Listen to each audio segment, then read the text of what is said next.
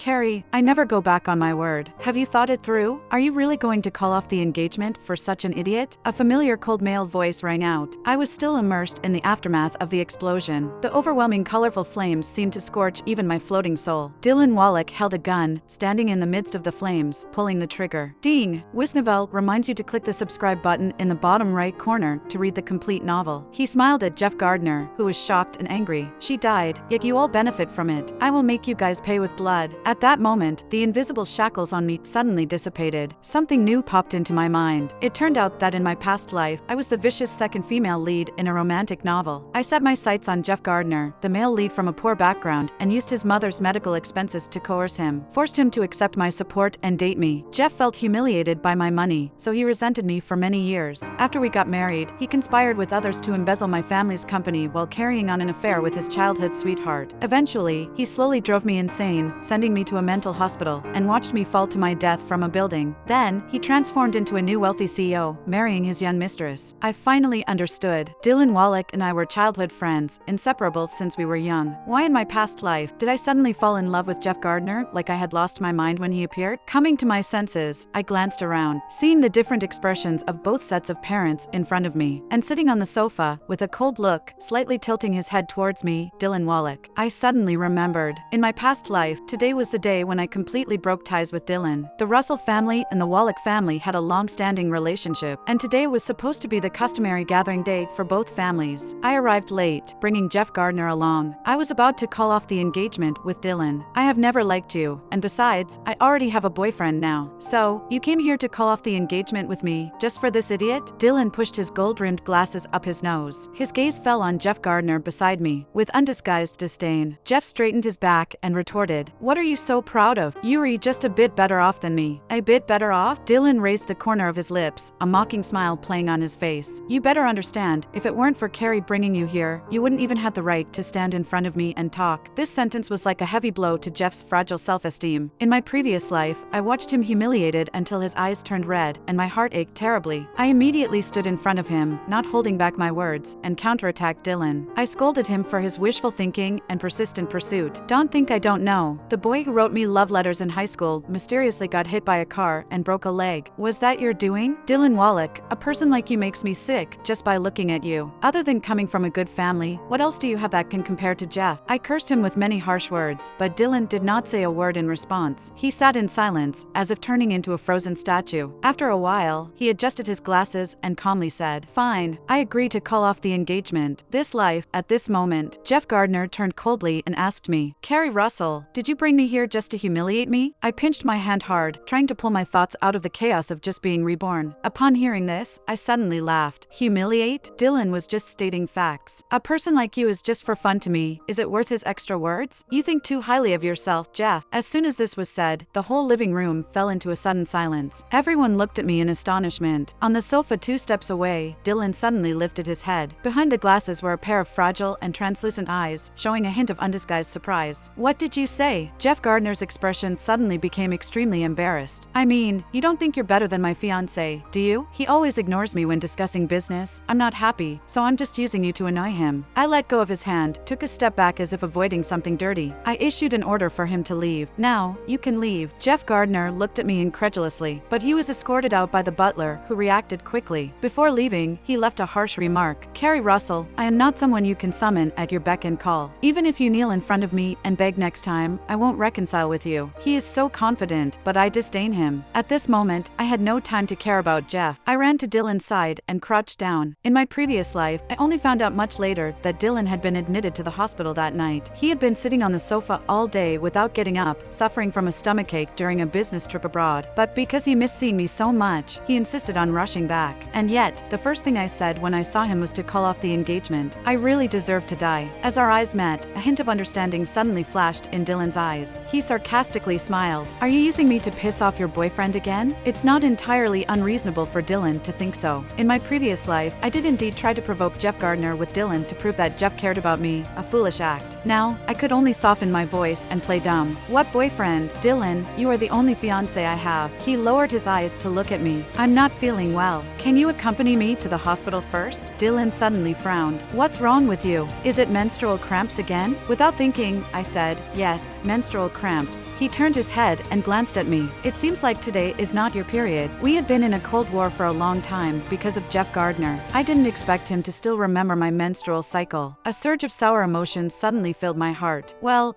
it's just that it came early. I cautiously held his cuff and shook it gently. I need to go get a pain relief injection. Will you accompany me, please? Dylan fell silent for a moment, seemingly lost in thought. He calmly responded, okay. Getting into the car, I called the driver over and didn't allow Dylan to drive. He didn't insist and just sat beside me in the back seat. But there was a person's distance between us. I asked softly, Dylan, are you mad at me? He slightly curved his lips. Self-deprecatingly, he said, how would I dare? With just 4 words, my heart was engulfed by overwhelming guilt. In my previous life, controlled by the plot, my parents couldn't persuade me, so they had to watch me marry Jeff Gardner. I used my family's assets to support his company tirelessly, because Dylan was always competing with Jeff, trying to snatch his projects, and that made me see him as a rival. In that past life, we met only a few times in those 10 years. It was always cold words whenever we met. I never even gave him a good expression. Dylan, I sniffed and suddenly spoke. Haven't seen each other for 2 months. Did you miss me? Dylan glanced at me, remained silent. Feeling a bit awkward, I had to come up with something to say. You didn't bring me any gifts this time you came back. I brought last time, but you thought my stuff was dirty and threw it away. He said indifferently, then turned his head and closed his eyes, clearly showing a resistant attitude towards further communication with me. The last time Dylan returned to the country, he brought me a whole box of rubies. When handing it over, he casually said, take it and play with it. Don't always stay with outdated stuff. Whether it was the rubies themselves or Dylan's words, they pricked at Jeff's pride. So, to please Jeff, I immediately smashed the box of gems back to him. I don't want your dirty stuff. Thinking of this, I closed my eyes in despair. In my heart, I cursed the original plot for being too absurd. Even with 10 years of brain thrombosis, the author couldn't write it out. In reality, I could only slowly shorten the distance between us, moving closer to Dylan. I leaned over, pressed against him, chin against his shoulder, and whispered softly, in fact, Dylan, I have something to tell you. A warm breath was exhaled, creating a small airflow, gently moving the stray strands of hair by his ear. Dylan suddenly opened his eyes, reached out, grabbed the back of my neck, and pulled me aside. No matter what act you're putting on with Jeff today, I won't listen. Don't waste your effort. He frowned slightly, paused for a moment. Also, don't move around if you're not feeling well. As Dylan scolded me, his face was stern and cold, but I keenly noticed that his earlobes were turning red down to his neck. He even deliberately adjusted his sitting posture uncomfortably. Dylan, I tentatively called him, wouldn't you? Just sit properly. He lowered his eyelashes, concealing the surging desire in his eyes, his voice slightly hoarse. My matters, you don't need to worry about. When the car stopped at the hospital entrance, the icy and tense atmosphere between me and Dylan had eased quite a bit. Thinking about his unbearable stomach pain, I pretended to need his support and looped my arm through his. Suddenly, a sweet voice tinged with anger came from the side. Carrie Russell. I turned my head and saw Jeff's sweetheart Alexa Lutz rushing towards me, glaring at me angrily. You did it on purpose, didn't you? You deliberately sabotaged his mother's medication just to force Jeff to submit to you. She looked behind me, her eyes suddenly turning red. You said before that as long as I disappear, you would invite the senior oncologist to treat his mother. Are you going back on your word now? Alexa. Jeff quickly stepped forward from behind me, pulling Alexa to his side protectively. Then, he lowered his brows, speaking softly and apologetically. Carrie, it's all my fault.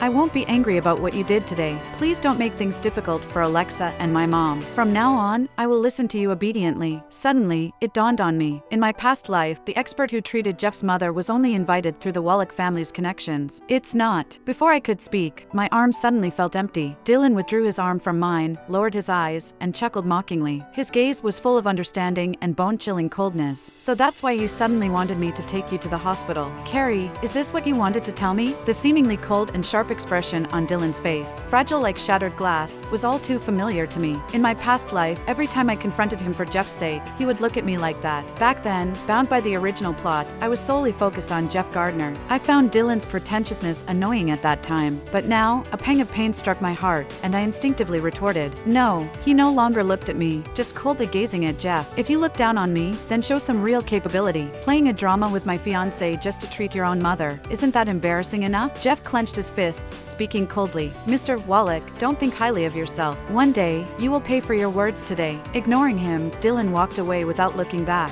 I was about to follow, but Jeff Gardner grabbed me. Carrie. He looked at me with slightly lowered eyes, his voice hoarse. Carrie, it's all my fault. Please don't be angry. As his chilling fingers gripped my wrist, memories of the past flooded back, and I felt a cold serpent coiling up inside me. Don't touch me. Disgusting. Caught off guard, he was stunned, clearly unable to believe it. After all, in the past, no matter how how angry I was. As long as he softened slightly, I would back down unconditionally. He tried to say something more, but I forcefully interrupted. Since you always feel humiliated by me spending money, transfer the $60,000 I used to treat your mother to my account within 3 days. Let me see how much backbone you really have. I ran in high heels all the way and finally caught up with Dylan at the hospital entrance. Dylan, I gasped and grabbed his sleeve before I could speak, and he turned his head. Carrie, there is indeed some old affection between us, but that doesn't mean you can take advantage of it and make me unconditionally give in for your little boyfriend. After speaking coldly, he tried to pull his sleeve back, but I held on tightly. This has nothing to do with him. Alright, I admit, I didn't come to the hospital because of menstrual cramps. I wanted to bring you here. Is your gastric disease acting up again? Dylan, don't think I don't know. You don't eat properly when you go out for business. He looked at me in astonishment, his eyes scanning my face inch by inch, as if trying to discern the truth of my words from my expression. Seeing his expression soften slightly, I quickly took advantage of the situation. I dragged him into the examination room. The doctor frowned as he held his test report. Chronic gastritis requires special attention to diet, especially when you are uncomfortable. Don't force yourself. Come to the hospital for treatment as soon as possible. You should have 4 drip for 2 days first. When the sunlight streamed through the glass window, illuminating the room completely. When there were only Dylan and I left in the ward, the air suddenly quieted down. I ordered congee for takeout, and after it was delivered, I used a small spoon to cool it down and fed it to him. Dylan lowered his eyelashes, lost in thought. The doctor said you should eat something, or your stomach will feel uncomfortable during the 4 drip later. I reminded him, and he finally raised his eyes to look at me. Those eyes, reflecting sparkling light when touched by the sunlight. All right, he murmured softly and finally opened his mouth. After he finished half a bowl of congee, Dylan gestured for me to put the bowl down. Phone. I handed him the phone with a puzzled look, watching as he entered a series of numbers. What's this? Dr. White's phone number, the oncology specialist you've been wanting to invite. I suddenly looked up and saw Dylan's slightly pale face and a faint bitter smile at the corner of his lips. Suddenly, I understood. Until now, he still thought I had ulterior motives. You brought me to the hospital, I'll give you what you want, so we're even. I don't want the next time you come to beg me for him, to bring up what happened today, saying that even the sight of me eating congee makes you sick. Carrie, I'm also a human being. The sunlight slanted over, casting a rare vulnerability on his cold brows. My heart suddenly felt uncomfortable, unable to speak. What Dylan said, I remembered. 3 months ago, when Jeff's studio wanted a project, Dylan was the decision maker on the client's side, so I went and sweet-talked him, cooked him a meal, and brought gifts. Just when Dylan was happy, I asked him, can you consider letting go a bit and giving that project to Jeff's team? The smile on Dylan's lips almost faded in an instant. He put down his chopsticks and looked at me. So, are you here today to see me, or for your boyfriend? Jeff is really capable. I tried to argue, but he interrupted with his stern voice. If he is truly capable, he wouldn't need to rely on you to get the project through back channels. Go back. I've seen the proposal and made a decision. I won't choose him. Dylan stood up, pulled out a chair, and issued a leave order. I lost my temper, pointing at him and cursing loudly. If it weren't for Jeff, I wouldn't want to see you at all. Just seeing you eat the food I made makes me nauseous. In the hazy sight, a hand suddenly reached over and wiped the moisture from the corner of my eye. Only then did I realize that I was crying. Dylan withdrew his hand and said lightly, you don't need to feel wronged. After today, I won't look for you again. Carrie Russell, we are even now. I have a history, so it's normal for him not to believe me. While convincing myself in my mind, I forced back the tears and looked seriously at Dylan. I'm sorry. He was slightly stunned. Feelings cannot be forced. You don't need to apologize. After we return from the hospital today, I will explain to your parents clearly. We will cancel. Before he could finish his sentence, I unexpectedly kissed him, silencing him. Dylan's eyes widened in disbelief as he stared at me. I awkwardly lingered on his lips for a while before pulling back slightly, grasping his collar and breathing lightly. You're not allowed to mention canceling the engagement. Gathering my courage, I continued. Dylan, whether you believe it or not, the things related to Jeff before, it's not what I wanted. I brought you to the hospital just because I saw that you didn't look well, and I was worried about your health. He looked down at me, emotions swirling in his eyes, covered by long eyelashes, making them blurry. Is this your new tactic again? I suppressed the bitterness in my heart. As long as my life lasts, that's how long we've known each other, so you must believe me. If you don't believe me, I will kiss you again, I said, leaning in once more. But Dylan pressed his forehead against mine, stopping me in time. His breath was so close to me, his voice slightly hoarse. Carrie, do you know what you're doing right now? I answered softly. I know. I'm doing what we did when we were 18. This sentence was like igniting a fuse, instantly burning away all the rationality between me and Dylan. The night after the college entrance exam, there was a banquet at home to celebrate for me. I drank a few glasses of champagne and drunkenly pulled Dylan into the room. I asked him, what does it feel like to kiss? He looked at me quietly. Carrie, you're drunk. I was a little upset. Don't change the subject. If you don't tell me, I'll go find someone someone else. Before I could finish, Dylan suddenly pinched my chin and leaned in to kiss me. A faint scent of lemongrass came from him, like the gift I gave him on his birthday this year. Lips, tongues, and fingertips on my neck were all burning hot. My head was dizzy, and soon I only had the strength to grab his lapel and endure the overwhelming heat that followed. Dylan's voice carried a surge of desire. "This is what kissing feels like. Do you want to go deeper, Carrie? Back then, we were so good, so close." I always thought that after graduating from college, I would marry Dylan. But upon entering college, when I met Jeff Gardner for the first time, as if possessed, I was drawn into the vortex of the original plot. "You were lying in the ward. How did the needle come off?" The nurse came to reinsert the needle for Dylan and reminded him anxiously. "Don't move around, there's just one bottle left to finish." Dylan nodded calmly. It was me sitting beside him, rubbing my warm ears. After the nurse left, I whispered an apology. "I'm sorry, I got too involved in that kiss just now," holding Dylan's arm, causing the foreneedle to shift and the blood soaking a whole piece of adhesive tape. He glanced at me. "You don't need to apologize." "Then do you believe me now? Show me through your future actions." Although he said that, his tone had already softened slightly. Towards the end of the month, Dylan went to the neighboring city for business. I went back to school for classes, making sure to message him whenever I could. I was actively proving to him that he was the only one in my heart. Dylan's birthday was approaching, and that afternoon, I wanted to go to the mall to pick a gift for him. Suddenly, I saw a familiar figure from afar. It was Jeff Gardner. Because of the harsh words spoken at the hospital that day, he hadn't contacted me in the past few days.